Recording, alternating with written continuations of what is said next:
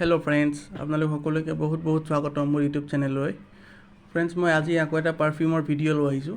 এইটো এটা gift set যিটো ৱাও কোম্পানীৰ ফালৰ পৰা আহে। হয় ফ্ৰেণ্ডছ, ৱাও কোম্পানী আমাৰ ইণ্ডিয়ান মাৰ্কেটত বহুত ফেমাছ হয়, কাৰণ ইয়াৰ লেডিজৰ বহুত গ্ৰুমিং প্ৰডাক্ট বনায়, ফেচ ৱাছ আৰু বিভিন্ন ধৰণৰ মেকআপৰ বস্তু বনায়।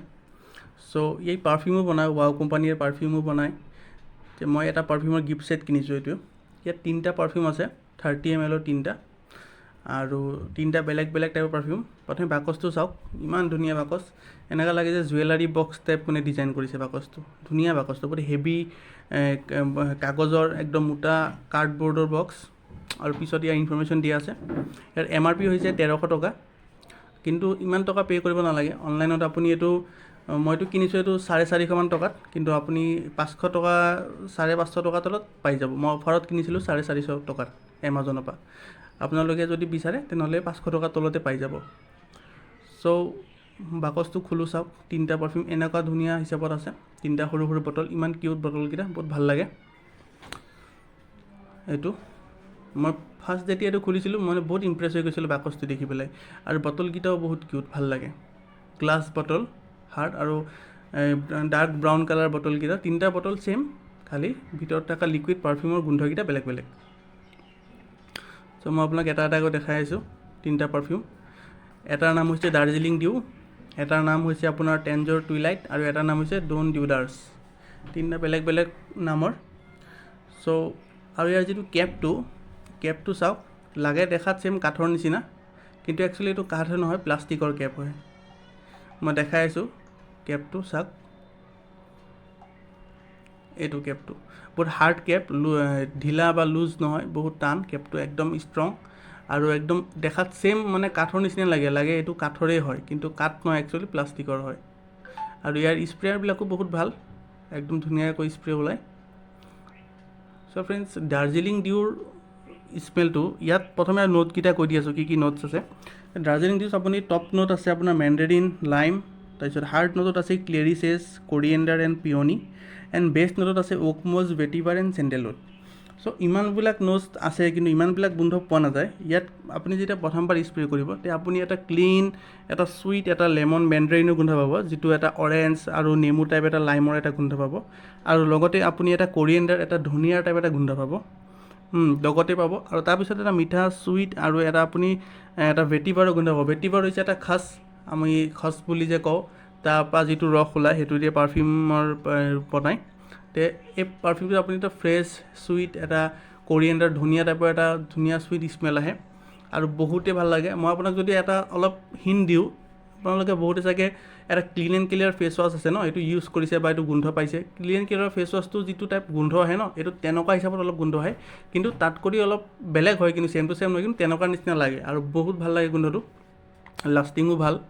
ইয়াৰ ধৰক লাষ্টিং আপুনি 4 ঘণ্টা প্লাছ লাষ্টিং পাই যাব, আৰু কাপোৰত যদি লগায় তেতিয়া 4 ঘণ্টা 5 ঘণ্টামান লাষ্টিং পোৱা যায়।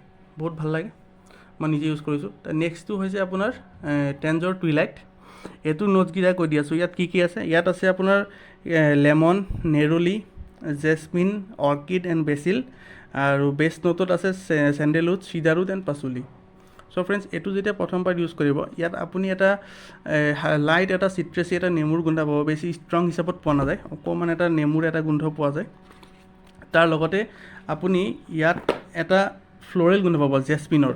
হয় ফ্ৰেণ্ডছ, ইয়াত আপুনি এটা জেচমিনৰ আৰু এটা বেচিলৰ গোন্ধ আহিব। তুলসীৰ যিটো গোন্ধ আহে ন, বেচিল হাৰ্ড নহয়, কিন্তু মানে এটা ছফ্ট হিচাপত মিক্স হৈ পেলাই লেমনৰ লগত, আৰু জেচমিনৰ এটা চুইট জেচমিনৰ গোন্ধৰ লগত এটা আপুনি বেচিলৰ গোন্ধ পাব।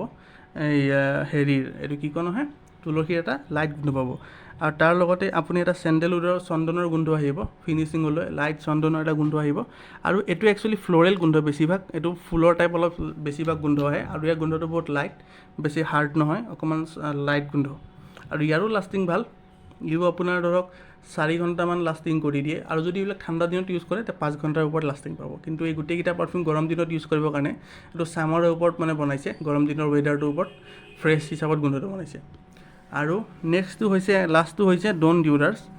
এইটো গোন্ধটো বহুত হাৰ্ড হয়, আৰু এইটো এটা স্পাইচি গোন্ধ। ইয়াৰ নোটকেইটা কৈ দি আছোঁ। ইয়াত আছে টপত আছে বাৰ্গামট এণ্ড অৰেঞ্জ, আৰু হাৰ্ড নোটত আছে নাটমেগ, অৰিচ ৰুট এণ্ড পিমেণ্টো, আৰু বেষ্ট নোটত আছে চিডাৰউড এণ্ড মাস্ক। তো ফ্ৰেণ্ডছ এইটো যেতিয়া ফাৰ্ষ্ট টাইম ইউজ কৰিব ইয়াত আপুনি একদম মানে এটা লাইট বাৰ্গামটৰ এটা অৰেঞ্জৰ চিট্ৰাছী গোন্ধ পাব যিটো ইমান ফিল নহয় আৰু লগতে বেছিভাগ এইটো ইয়াত আপুনি স্পাইচি গোন্ধ পাব কেনেকুৱা আপুনি নাটমেগৰ গোন্ধ পাব হয় আমি যে খাওঁতে ইউজ কৰোঁ নাটমেগ চুপাৰী নিচিনা এটা যে মছলা আছে সেইটোৰ গোন্ধ পাব আপুনি ডালচেনি লঙৰ গোন্ধ পাব বেছিভাগ স্পাইচি গোন্ধ লং আৰু নাটমেগৰ খুব ষ্ট্ৰংলি গোন্ধ আহে আৰু তাৰ লগতে আপুনি চিডাৰ উডৰ এটা গোন্ধ পাব আৰু ফিনিচিঙলৈ এইটো মাস্কৰ গোন্ধ থাকে যিটো মাস্কে বহুত সময় লাষ্টিং দিয়ে কিন্তু ফ্ৰেণ্ডছ এইটো একদম ফ্ল'ৰেল নহয় এইটো একুৱাটিক গোন্ধ নহয় এইটো কিন্তু অকণমান হাৰ্ড এইটো অকণ স্পাইচি এটা নাটমেগ আৰু এটা আপোনাৰ এটা লং ডালচেনি টাইপ যিটো গোন্ধ আহে ন মছলা গোন্ধ তেনেকুৱা হিচাপত গোন্ধটো আহে আৰু এইটো ফাৰ্ষ্টৰ পৰা লাষ্টলৈকে এইটো গোন্ধ ছেইম থাকে এইটো চেঞ্জ নহয়